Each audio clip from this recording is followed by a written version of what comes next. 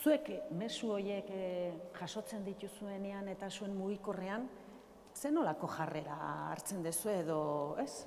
Zein da, zer eragina du edo, ez? Zer erantzuten diozu, ikusten dezute benetazkoa direla, edo benetan errealitateetik kanpo daudela, zein da zuen jarrera, nola ikusten dezue, nola egiten diozue horri aurre? Gure ustez lotzagarri da, azkenean, emakume izan da, meme bat jasotzea adibidez, esaten emakumei buruz barre egiten, lotzagarria da ez, azkenean, pentsatzen dugu urteetan zehar feminismoa gehiago datu dela, eta igual gizarte berri bat izango aldugula, baina meme horiek bidaltzean ikusten duzu ezetz, dago como negazio bat. Eta kanpainetatik aparte zer egin dezakegu erakundeetatik, zein dezakegu politikatik horren kontra egiteko. Kanpaina egitea ondo dago, baina zer gehiago egin dezakegu? Gure ustez, beharrezkoa da txikitatik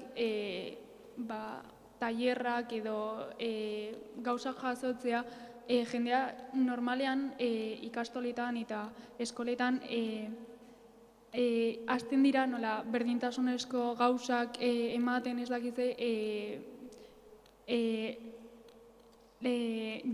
nagusia zarenean, igual gure adinetan eta horrela ja hasten zara, baina gure ustez 10 urtekin jadakizu gauzak eta ja mugikorra daukazu eta ja esan aldituzu gauza pilo bat sare sozialetik eta mina egin alduzu. Horregatik gure ustez beharrezkoa da txikitatik hastea gauzak ematen eta kontzientzia pizka batekin. Nik azkenengo galdera bat egingo dizuet eta ja lasai uzten zaituztegu. Berdintasunaren inguruan mezu bat bidali beharko bazenukete gizarteari, euskal gizarteari esan, hau esan behar diogu, berdintasunaren aldeko beste urratz bat emateko, gizarte moduan, zein izango litzateke mezu hori. Si tuvierais que lanzar un mensaje más a la sociedad vasca para avanzar en igualdad, ¿qué mensaje le mandaríais? Si tuvierais un altavoz enorme, que sabéis que va a llegar y os van a escuchar, ¿qué mensaje? Adibidez, gurasoak erakusteko beraien umei nola dago bizitza eta nola konpondu alden ume horiek egiten ari direna kalte honi aldatzeko pizkatxo bat bere buruari eta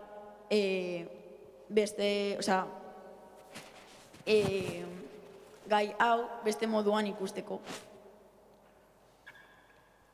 Mezu gehiago. Ziur nago.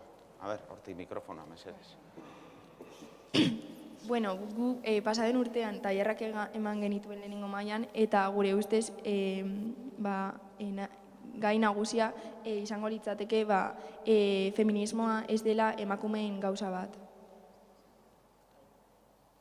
Guztion gauza dela. Ni uste dut esan behar dela ez berdintasuna ez da norbait bestearen gainean egotea. Da bi generoak berdin egotea eta leku berdin batean egotea, ez mutilak behan eta neskak goian edo aldrebez. Oso ondo. Pues me quedo para que Elisa nos entienda también con esos mensajes, que feminismo implica igualdad entre mujeres y hombres y que es cosa de todas y de todos, no solo de las mujeres. Eskerrik asko guztioi.